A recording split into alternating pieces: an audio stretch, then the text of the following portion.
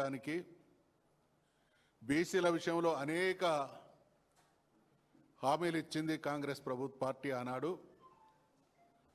ప్రధానమైనటువంటి హామీలలో 42% రిజర్వేషన్లు బీసీలకు స్థానిక ఉద్యోగాల్లో తక్షణమే అమలు చేస్తామనేటువంటి హామీ. ఇవాళ 22 మాసాలు గడిచిన తర్వాత అనేక భూయిష్ట విధానాలను అవలంబించి ఆట ఎక్కడ మొదలైందో మళ్ళీ అక్కడికి తీసుకొచ్చినటువంటి నిర్వాహకం కాంగ్రెస్ పార్టీది, కాంగ్రెస్ ప్రభుత్వాన్ని. మనమంతా చరిత్ర చదువుకున్నాం. చరిత్రలో ఏం చదివినాం? కొలంబస్లు, వాస్కోడిగామాలు అనేక దేశాలను, ద్వీపాలను కనుగొన్నారని. ఆ రోజు అదొక సాహసయాత్ర. అంతకుముందు ఎవరు కూడా కనుగొన్నటువంటి దాఖలాలు లేవు. అటువంటి పరిస్థితులలో వారు వాళ్ళ ప్రాణాలకు తెగించి అనేక రవాణా మార్గాలను కనిపెడితే ఇవాళ కాంగ్రెస్ ప్రభుత్వం బీసీలకు న్యాయం జరగడానికి స్పష్టమైనటువంటి రోడ్ మ్యాప్ ఉన్నప్పటికీ దాన్ని రకరకాలుగా నీరుగార్చి బీసీల మనసులలో గుణపాలు దింపుతూ ఉన్నది. పర్యవసానాలు చాలా తీవ్రంగా ఉంటాయని రేవంత్ రెడ్డి ప్రభుత్వానికి, కాంగ్రెస్ పార్టీకి హెచ్చరిస్తూ ఉన్నాం. కేసీఆర్ గారు తెలంగాణ రాష్ట్ర సాధనోద్యమాన్ని ప్రారంభించినప్పుడు కొద్దిమంది వ్యక్తులకు తప్ప ఎవరికి కూడా తెలంగాణ రాష్ట్రం సాధ్యమవుతుంది అనేటువంటి నమ్మకం లేకుండే. అటువంటి పరిస్థితుల్లో ఉద్యమాన్ని ప్రారంభించి తెలంగాణ రాష్ట్రాన్ని సాధించడం సాధ్యమైనప్పుడు తెలంగాణలో బీసీలకు ఇచ్చినటువంటి హామీలను నెరవేర్చడానికి స్పష్టమైనటువంటి అవకాశాలు ఉన్నప్పటికీ కాంగ్రెస్ పార్టీ ఈరోజు ద్రోహం చేస్తున్నది. ఒకవైపు ఎన్నికలు జరుపుతున్నట్టు, మరొక వైపు కొందరిని కోర్టుకు ప్రోత్సహించి నీరుగార్చేటువంటి ప్రయత్నం చేస్తూ ఉన్నది. కాంగ్రెస్ పార్టీ చరిత్ర ముమ్మాటికి దేశానికి స్వాతంత్రం సంపాదించబడిన నాటి నుండి ఈ రోజు వరకు కూడా బీసీల పట్ల కుట్రపూరిత, వివక్షపూరిత, విశ్వాస ఘాతుక నీచానికి ఒడగట్టినటువంటి పార్టీ కాంగ్రెస్ పార్టీ, కాంగ్రెస్ ప్రభుత్వం. ఈ దేశంలో కాంగ్రెస్ పరిపాలించినటువంటి కాలంలో కులగణన చేసినటువంటి దాఖలాలు లేవు. బీసీలకు మంత్రిత్వ శాఖ ఏర్పాటు చేసినటువంటి దాఖలాలు లేవు. బీసీ 50 దేశంలో 60% ప్రజలుగా ఉన్నటువంటి బీసీలకు వాళ్ళకు వాటా దక్కడంలో కానీ, రాజ్యాధికారంలో కానీ తీవ్రమైనటువంటి అన్యాయం చేసి ఈరోజు కూడా ఆ అన్యాయ పరంపరనే కొనసాగిస్తూ ఉన్నది. కామారెడ్డి డిక్లరేషన్లో 42% రిజర్వేషన్లతో పాటు సప్లైన్కు చట్టబద్ధత తీసుకొస్తామన్నారు. తర్వాత సంవత్సరానికి 20,000 కోట్ల చొప్పున 5 సంవత్సరాల్లో 1,00,000 కోట్లు కేటాయిస్తామన్నారు, ఖర్చు చేస్తామన్నారు. ఇప్పటికీ వాళ్ళు 2 బడ్జెట్లు ప్రవేశపెట్టిన 3వ బడ్జెట్కు దగ్గర పడతా ఉన్నాం. లెక్క ప్రకారంగా 40,000 కోట్ల రూపాయలు ఖర్చు చేయాలి. ఇంకా 2 నెలలు 3 నెలలు ఆగుతాయి. అటువంటిది 10-20% కూడా ఖర్చు చేసినటువంటి దాఖలాలు లేవు. అంటే అనుక్షణం ప్రతి విషయంలో ఈరోజు చట్టబద్ధత నుండి నిధుల కేటాయింపు వరకు ఇచ్చినటువంటి హామీలన్నిటి విషయంలో కూడా ద్రోహానికే తలపడతా ఉన్నది. ఈ చట్టబద్ధత విషయంలో, కులగణన విషయంలో కూడా వాళ్ళు ప్రారంభించినటువంటి ఆ లెక్కల సందర్భంగా కూడా మేము అనేక సూచనలు చేసినాం.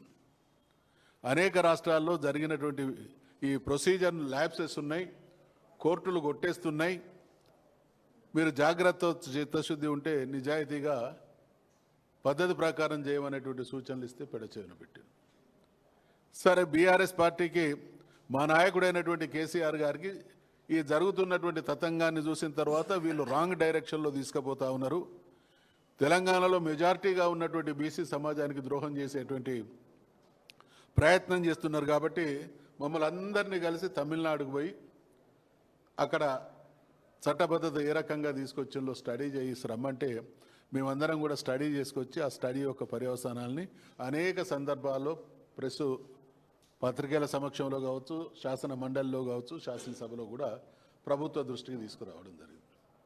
వాళ్ళు అన్నటువంటి మాటలు అంటే వ్యంగ్యంగా వాళ్ళు మాట్లాడినటువంటి సందర్భాలు ఏంటంటే, మీరు నిన్నగాక మొన్న వచ్చినటువంటి పార్టీ, మేము సుదీర్ఘమైనటువంటి చరిత్ర ఉన్నటువంటి పార్టీ, అనేక దశాబ్దాలు దేశాన్ని రాష్ట్రాలను పాలించినటువంటి అనుభవం ఉన్నటువంటి పార్టీ, మాకు ఏ రకంగా చేయాలనో తెలుసు అనేటువంటి మభ్యపెట్టే మాటలు మాట్లాడి చివరికి ప్రతి విషయంలో కూడా అబాసు పాలవుతున్నటువంటి సందర్భం. ఇవాళ సీరియస్గా మేము అంటున్నటువంటి మాట ఏంటంటే, ఒకవైపు బీసీలకు రిజర్వేషన్ల విషయంలో కానీ, బీసీలకు సంబంధించినటువంటి అనేక విషయాల్లో కానీ, రాష్ట్రంలో మిగతా వర్గాల ప్రజా అభివృద్ధి సంక్షేమ కార్యక్రమాల విషయంలో కానీ జరుగుతున్నటువంటి నిర్వాహకం ఒక రకంగా ఈ రాష్ట్రంలో ఉంటే, దేశవ్యాప్తంగా రకరకాల ఎన్నికల ప్రచార సందర్భంగా ఇక్కడ ఉండేటువంటి ముఖ్యమంత్రి మంత్రులు మాత్రం మేము అన్నీ అమలు చేసేసినాం, బీసీలకు చట్టబద్ధత తీసుకొచ్చినాం, 20,000 కోట్ల రూపాయలు ఖర్చు చేస్తూ ఉన్నాం అనేటువంటి మభ్యపెట్టే మాటలు మాట్లాడుతూ ఉన్నారు. అందుకనే అంటే మా నిజాయితీకి మా నిబద్ధతకు నిదర్శనం ఏంటంటే, శాసనసభలో శాసన మండలిలో ఈ రిజర్వేషన్లకు సంబంధించినటువంటి బిల్లులు వచ్చినప్పుడు గౌరవనీయులు కమలాకర్ గారు శాసనసభలో పాత్రికాముఖంగా మా పెద్దలు మా శ్రీనివాస్ గౌడ్ గారు, మా రావణ గారు శాసన మండలిలో మేము కూడా చాలా క్లియర్గా కేటగారికల్గా మీరు చేసినటువంటి ఈ ప్రతిపాదనను, ఈ బిల్లును స్వాగతిస్తున్నాం అనే మాట చెప్తూనే అనేక సూచనలు చేసినాం.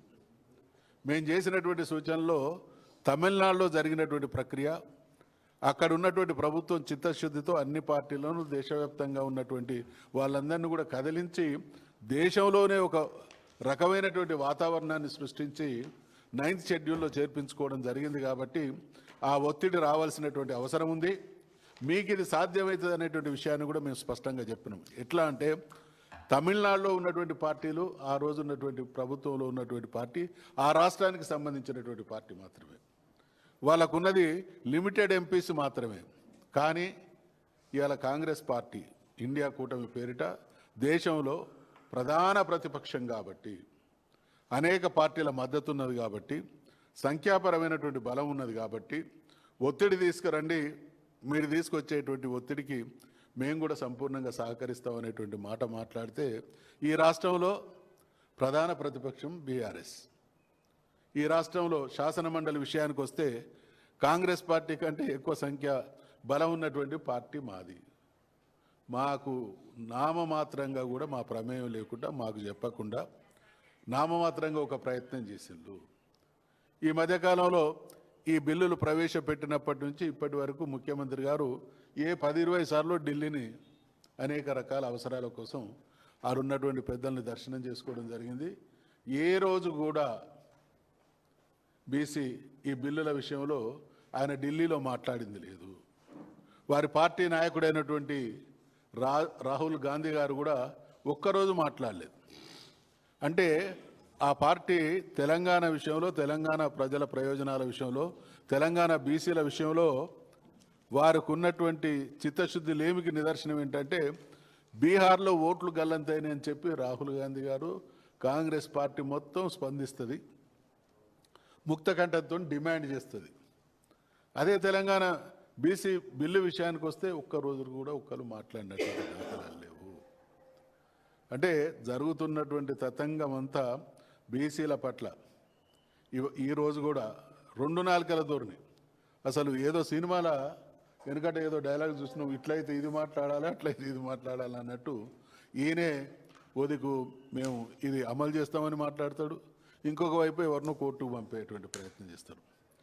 ఏది ఏమైనా అన్యాయం జరిగితే భరించవచ్చు, అవమానం జరిగితే సహించం, మనసు గాయపడితే పర్యవసానాలు తీవ్రంగా ఉంటాయి. కాబట్టి ఇవాళ రేవంత్ రెడ్డి ప్రభుత్వాన్ని, అదేవిధంగా కాంగ్రెస్ పార్టీని హెచ్చరిక చేస్తూ ఉన్నాం.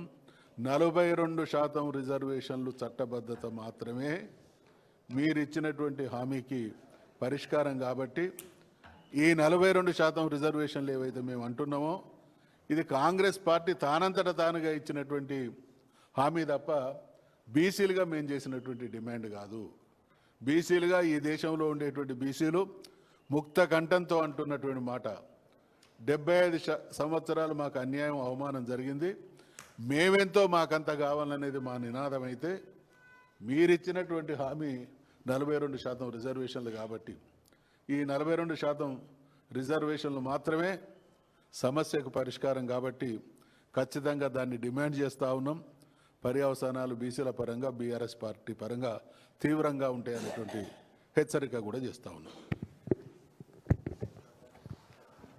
పెద్దలందరికీ నమస్కారం.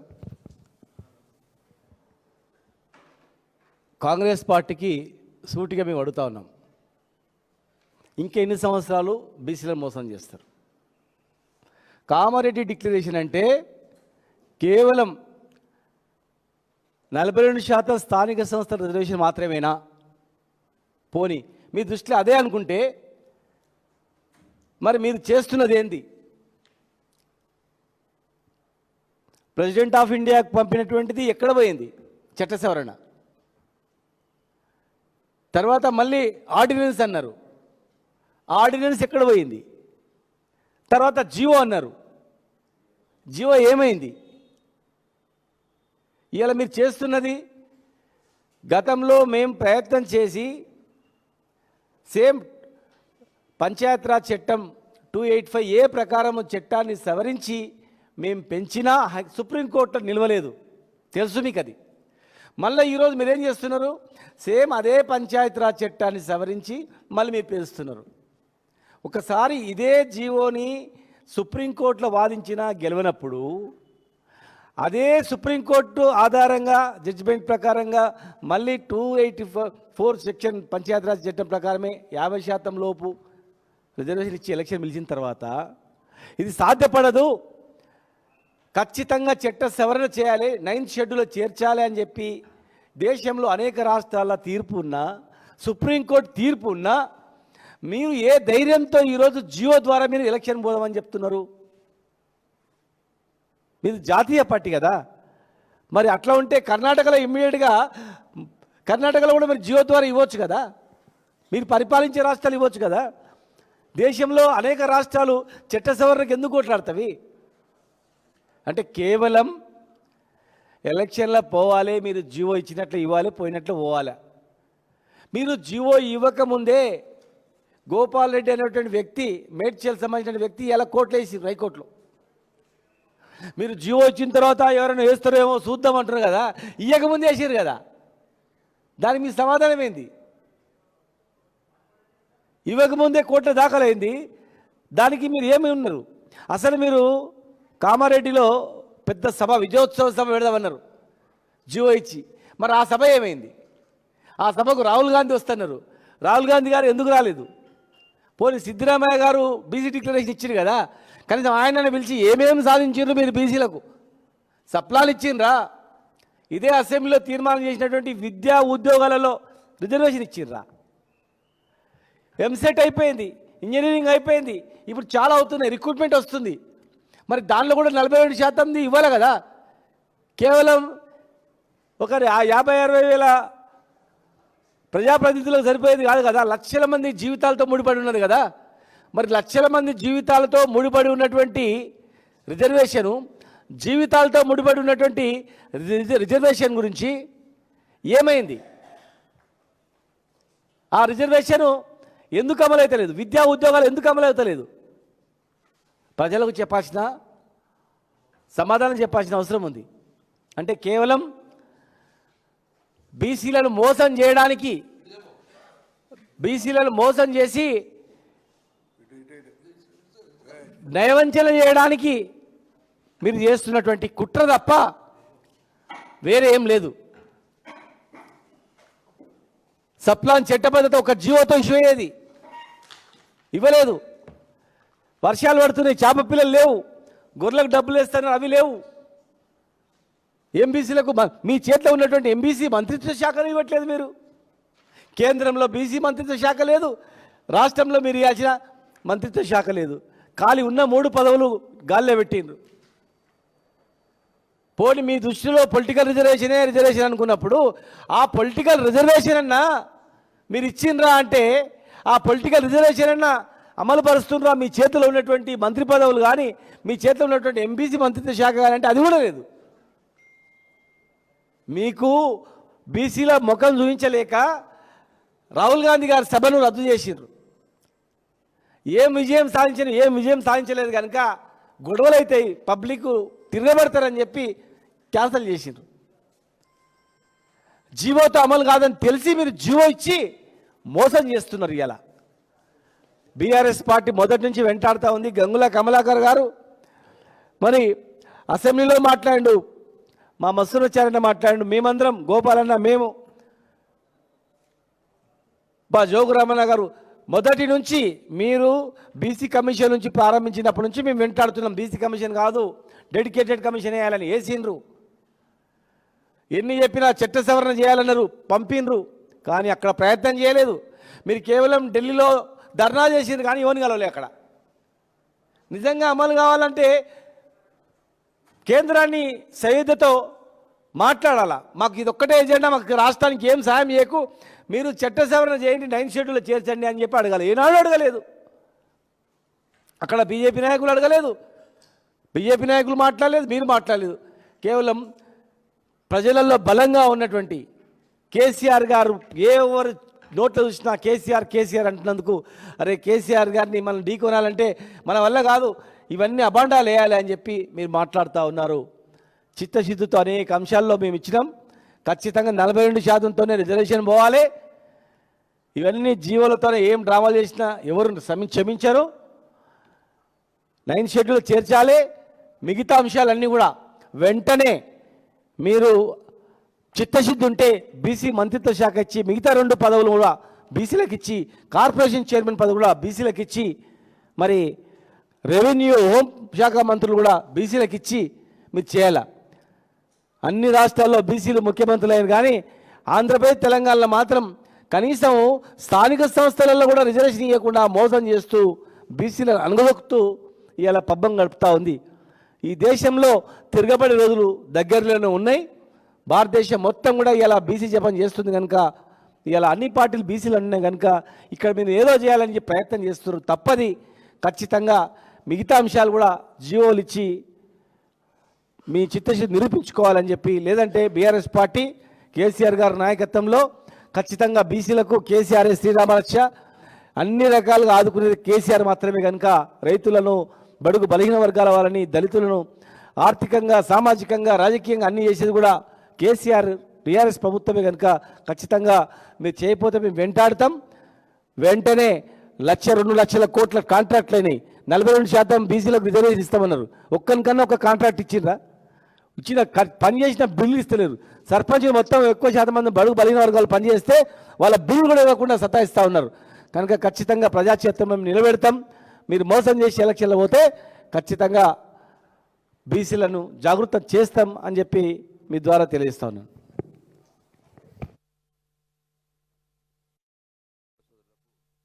పత్రికా సోదరులకు నమస్కారం.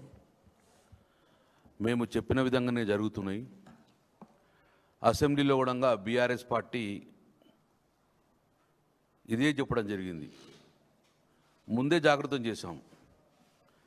మీరు 42% రిజర్వేషన్ ఇస్తా అని కామారెడ్డి డిక్లరేషన్లో చెప్పి గంపగుత్తగా బీసీ ఓట్లన్నీ కూడా కొల్లగొట్టి మీరు రాజ్యాధికారం చేపట్టారు. రేవంత్ రెడ్డి ప్రభుత్వం మెజార్టీ బీసీ ఓట్లు తీసుకున్నారు. మీరు బీసీలు నమ్మిరు మిమ్మల్ని. అప్పుడు చేస్తారు అన్న నమ్మకంతో 3 నెలలనే చేస్తా అన్నారు అని చెప్పేసి నమ్మకంతో ఓటేశారు. ఈరోజు కూడా మళ్ళీ జీవో ద్వారానే మేము జీవో ద్వారానే ఈ యొక్క రాజకీయ ప్రక్రియ జరుపుతామంటుండ్రు. 42% మేము జీవో ఇస్తాము, జీవో ఇచ్చిన తర్వాత నేను ఎన్నికలకు పోతామని అన్నారు. నేను రేవంత్ రెడ్డి ప్రభుత్వం సూటిగా ప్రశ్నిస్తున్నాను. నిజంగానే 42% బీసీ రిజర్వేషన్ మీద మీరు గిట్ట జీవో ఇవ్వాలి అనుకుంటే, ప్రభుత్వం ద్వారా జీవో ఇచ్చి దాన్నే చట్టం చేసి దాంతో ఎన్నికలు పోతా అంటే చట్టం అయితే గిట్ట మరి 22 నెలలు ఎందుకు ఇవ్వలేదు? మీరు అదే రోజు ఇవ్వచ్చుగా. మీరు మొదటి రోజునే మీరు ఇక్కడ ముఖ్యమంత్రి అయిన 3 నెలల లోపలనే ఇదే జీవో ఇవ్వచ్చు కదా. 22 నెలలు ఎందుకు కాలయాపన చేసిండ్రు? ఈ జీవో ద్వారానే ఎన్నికలు జరుగుతాయి. ఈ జీవోని మేమిచ్చిందే, రాజ్యాంగం మేమిచ్చిందే ఫైనల్ అన్నప్పుడు మీరు 22 నెలలు ఎందుకు కాలయాపన చేసిండ్రు? నెంబర్ 1.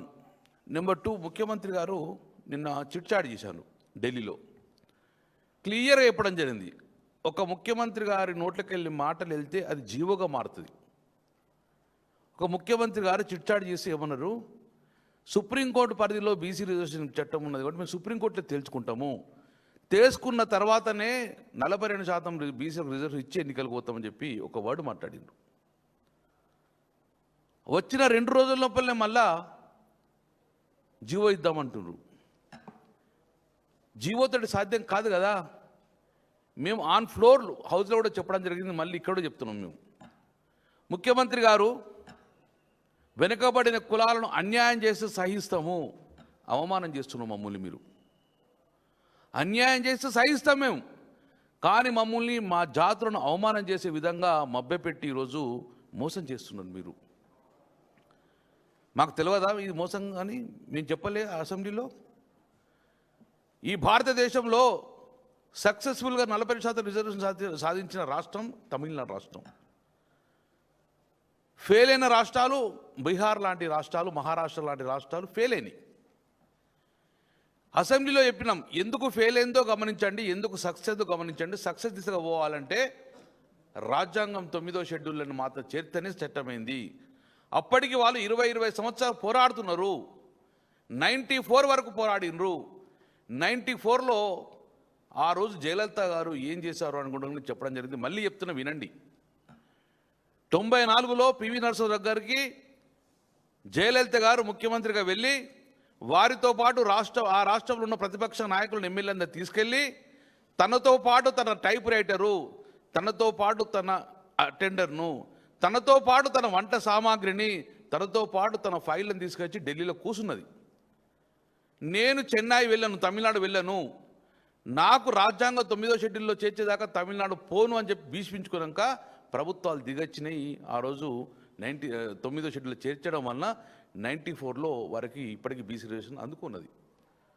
బీహార్లో చట్టబద్ధంగా చేయలేని చెప్పేసి కోర్టు కొట్టేసింది, మహారాష్ట్ర కొట్టేసింది. ఈరోజు మీరు 42% వారు జీవో ఇస్తే కూడా సేమ్ అదే జరుగుతుంది. ఇది జరగద్దని మేము కోరుకుంటున్నాము. ఈ స్థానంలో మేము కూర్చున్నామంటే మా భవిష్యత్తు మా కోసం కాదు, మా పిల్లల భవిష్యత్తు ఆధారపడి ఉన్నది మా మీద. మేము తప్పు చేస్తే వాళ్ళు సహించరు. డెఫినెట్గా మేము డిమాండ్ చేస్తున్నాం రేవంత్ రెడ్డి గారిని. మళ్ళీ చెప్తున్నాను, అవమానం చేస్తే సహిస్తాము, అన్యాయం చేస్తే సహిస్తాము, కానీ అవమానం చేస్తున్నావు. కాబట్టి మీరు 42% బీసీ రిజర్వేషన్ కావాలంటే డెఫినెట్గా ప్రధానమంత్రి దగ్గరికి వెళ్ళాలి. ఇది ఒక్కటే సొల్యూషన్.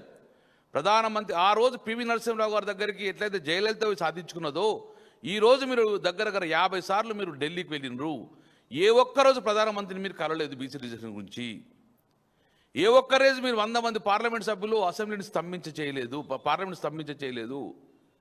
ఏ రోజు కూడా పార్లమెంట్లో మీ నాయకుడు మాట్లాడలేదు, మేము ఎంపీలు మాట్లాడతారంటే డెఫినెట్గా మమ్మల్ని మోసం చేసినారు, అన్యాయం చేసినారు.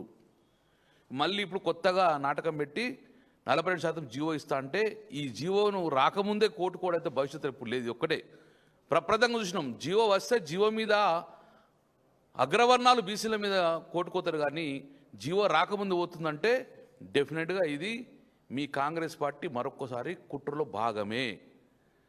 ఎన్నికలు మేమేం చేయాలి, కోర్టుకేనంటే డెఫినెట్ కోర్టుకోతారు. మేము అసెంబ్లీ చెప్పినాం కదా, రాజ్యాంగ పరిధిలో లేనప్పుడు సుప్రీంకోర్టు డైరెక్షన్ ఇచ్చిండ్రు. సుప్రీంకోర్టు డైరెక్షన్ ప్రకారం 50% మించద్దు అన్నప్పుడు దానికి సెక్యూరిటీ కావాలి, ప్రొటెక్షన్ కావాలంటే రాజ్యాంగంలో 9వ షెడ్యూల్ చెప్పడం జరుగుతుంది.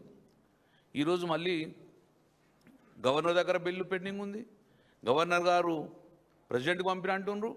డెఫినెట్ ప్రెసిడెంట్ గారు కూడా క్యాబినెట్ సూచన మేరకే చేస్తారు కేంద్ర ప్రభుత్వం. అంటే దానికి కావాల్సింది మోదీ గారిని కలవడము. ఇప్పుడు ఇమ్మీడియట్గా మీరు చేయవలసింది ఒకటే, నిజంగా బీసీల పట్ల ప్రేమ ఉంటే ఇమ్మీడియట్గా మీరు అఖిల పక్షాన్ని అన్ని పార్టీలు పిలిచి ఢిల్లీకి వెళ్దాం పండి. ఢిల్లీ నుంచి కదిలేది లేదు, ఇక్కడ చేసేది కూడా మీరు ఏం లేదు కాబట్టి ఢిల్లీ నుంచి కదిలేది లేదు. ప్రధానమంత్రి ఇంటిగారు కూర్చొని బీసీ రిజర్వేషన్కు వారు క్యాబినెట్లో నిర్ణయం చేసుకొని పార్లమెంట్లో పెట్టేదాకా రేవంత్ రెడ్డి గారు దయచేసి మీ మంత్రి మండలి మేము అందరం కూడా అక్కడ ఢిల్లీ నుంచి కదిలేదు. అప్పుడే ఇది సాధ్యమవుతుంది.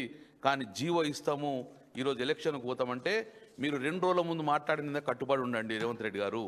2-3 రోజులు ఢిల్లీలో ఉన్నది మాట్లాడండి. సుప్రీంకోర్టుతో కొట్లాడుకుంటాము. 42% బీసీలకు రిజర్వేషన్ ఇచ్చిన తర్వాతనే మేము ఎన్నికలకు పోతామన్న మాట మీద నిలబడండి. కానీ జీవో ఇచ్చి ఆ జీవో కొట్టేసి మళ్ళీ 42% తగ్గించడం ఎన్నికలకు పోతే తీవ్ర రూపం దాల్స్తుంది. మరో తెలంగాణలో ఉద్యమం జరుగుతుందంటే అది బీసీ ఉద్యమం జరుగుతుంది. కాబట్టి ఇప్పటికే ఖబర్దారి చెప్తున్నాయి. మొన్న కూడా చెప్పాను నేను, ఈ కాంగ్రెస్ పార్టీ ఒక పులి మీద స్వారీ చేస్తుంది. బీసీ అనే రిజర్వేషన్ పులి మీద స్వారీ చేస్తుంది. ఆ పులి మీద దిగడము మీరు సునాయాసంగా దిగాలంటే కేవలం రిజర్వేషన్, లేకుంటే మీరు అనవసరంగా దిగితే మాత్రం డెఫినెట్గా పులి మిమ్మల్ని మింగేస్తుంది. మేము ఆ రోజు చెప్తున్నాం, ఈరోజు చెప్తున్నాం. ఎవరో జీవో ఇస్తే సరిపోతుందంటే కాదు.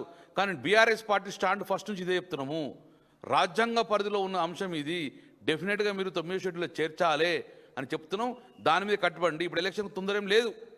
మీ పక్క రాష్ట్రం ఉన్నది కర్ణాటకలో 3 సంవత్సరాలే, ఇంతవరకు వాళ్ళకి బీసీ రిజర్వేషన్ లేదు, ఇంతవరకు ఎన్నికలు పోలేదు. ఆ రోజు కూడా తమిళనాడులో చాలా వెయిట్ చేశారు ఈ రిజర్వేషన్ కోసము. మీరు కూడా ఇప్పుడు వెయిట్ చేయండి. డెఫినెట్గా 42% రిజర్వేషన్ వచ్చేదాకా మీరు వెయిట్ చేయండి. కానీ మమ్మల్ని అవమానం చేయకమని చెప్పేసి రేవంత్ రెడ్డి గారిని మేము సూటిగెత్తున్నాము. మీరు అసెంబ్లీలో మొన్నడో మాట్లాడారు, 42% ఇచ్చినాకనే పోతామన్నారు. కానీ జీవో ఇచ్చిపోతే మాత్రము తీవ్ర పరిణామం ఉంటాయని చెప్పి మేము హెచ్చరిస్తున్నాం.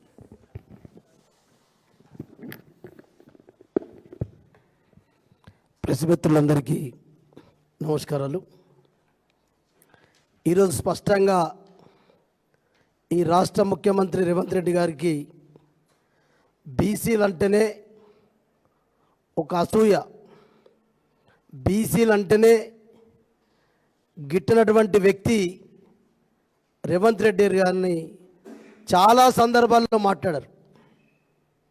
బీసీలు ఎంత, బీసీలలో ఐక్యత లేదు, బీసీలతోటి ఏ రకమైనటువంటి మోసాలు చేసినా మోసపోతున్నటువంటి ధీమాతో ఉన్నటువంటి రేవంత్ రెడ్డి గారికి నేను స్పష్టంగా అడుగుతున్నా, ఖచ్చితంగా రేవంత్ రెడ్డి గారు అనేక సందర్భాల్లో బీఆర్ఎస్ పార్టీ మా తొలి తెలంగాణ ముఖ్యమంత్రి కేసీఆర్ గారి నాయకత్వంలోనే గతంలో కూడా అనేక ప్రయోగాలు జరిగినాయి. 100% జరిగిన తర్వాతనే మేమందరం కూడా తమిళనాడుకి వెళ్ళి అక్కడ జరిగినటువంటి తీరును పూర్తిగా పరిశీలించి ఇది 100% 9th షెడ్యూల్లో చేరిస్తే తప్ప, అది చెప్పిన తర్వాతనే బిల్ పాస్ చేస్తే తప్ప పార్లమెంట్లో ఇది కాదని తెలిసినప్పటికీ మళ్ళీ అనేకమైనటువంటి మోసాలు చేస్తున్న రేవంత్ రెడ్డి గారు, ఖచ్చితంగా నీకు బీసీలు అంటే నువ్వు ఏ రకంగా అయితే చులకన భావిస్తున్నావో 100% రేపు రాబోయేటటువంటి ఏ ఎన్నికలైనా మీ భూస్థాపితం చేయడానికి కూడా బీసీలు సిద్ధంగా ఉన్నారు. ఎందుకంటే నీకు 5 సంవత్సరాలు నీ పదవిని కాపాడుకోవడానికి తప్ప, నీ కుర్చీని పదిలంగా ఉంచుకోవడానికి తప్ప స్థానిక సంస్థల ఎన్నికలు పెట్టాలనే ఉద్దేశం నీకు లేదు. దీన్ని బట్టి అర్థమవుతుంది. ఎందుకంటే ఢిల్లీలో 4 రోజుల ముందు మాట్లాడిన మాటకు హైదరాబాద్కి వచ్చంటే మళ్ళా రిజర్వేషన్ల ప్రక్రియ మొదలుపెట్టిన వెంటనే నీ డ్రామా అర్థమవుతుంది. ఏదో పాపం రేవంత్ రెడ్డి గారు ఎన్నికలు పెట్టాలన్నటువంటి ఉద్దేశం ఉన్నప్పటికీ కూడా ఉండదు కాబట్టి కోర్టులు అడ్డం వస్తున్నాయి, మరి కోర్టుకు వెళ్తున్నారు అనేటటువంటి భావనతోటి ఆ రకంగా నువ్వు మోసం చేసే ప్రయత్నం చేయి. ఎన్నడైనా నిజంగానే మీ కాంగ్రెస్ పార్టీ నాయకుడు రాహుల్ గాంధీకి ఏదో జనగణన అంటేనే దేశంకే ఆదర్శము, రాహుల్ గాంధీ గారి పాదయాత్రలో చెప్పినావు కదా, నువ్వు జంతర్ మంతర్లో బీసీల పట్ల ధర్నా చేస్తే కూడా నీవు రాహుల్ గాంధీ రాడు, మీ నాయకుడు ఎవడు రాడు అంటే దానికి అర్థమైంది. పార్లమెంట్లో ఇంత పెద్ద బలం ఉండి కూడా ఏనాడు కాంగ్రెస్ పార్టీ ఎంపీలు మరి తెలంగాణ రాష్ట్రం సంబంధించిన విషయాన్ని రిజర్వేషన్ గురించి రాహుల్ గాంధీ స్వయంగా చిత్తశుద్ధి ఉంటే ఎందుకు పార్లమెంట్లో మాట్లాడలే? అంటే మీరు రాష్ట్రంలో ఒక మాట, కేంద్రంలో ఒక మాట మాట్లాడి ద్వంద్వ వైఖరిని అవలంబిస్తూ ఉన్నారు. అందుకొరకే 2010లోనే స్పష్టంగా అటు కృష్ణమూర్తి గారు అయినటువంటి కేసు కానీ, గవాయి మహారాష్ట్ర ఆయన పైన కానీ స్పష్టంగా ఈ అన్ని రాష్ట్రాలకు వర్తిస్తుంది, 50% క్యాప్ దాటడానికి అవకాశం లేదు అని చెప్పిన తర్వాతనే మేమందరం కూడా మొన్న కూడా స్పష్టంగా అసెంబ్లీలో బీఆర్ఎస్ పక్షాన గంగుల కమలాకర్ గారు చెప్పినప్పటికీ కూడా, మా పార్టీ చెప్పినప్పటికీ కూడా మీరు కావాల్సి ప్రయోగం చేస్తూ ఉన్నారు.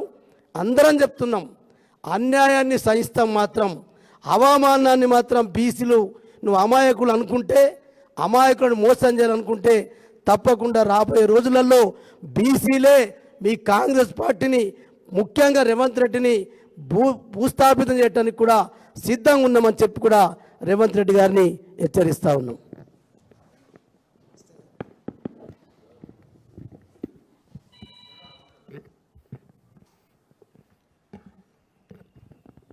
అందరికీ నమస్కారాలు.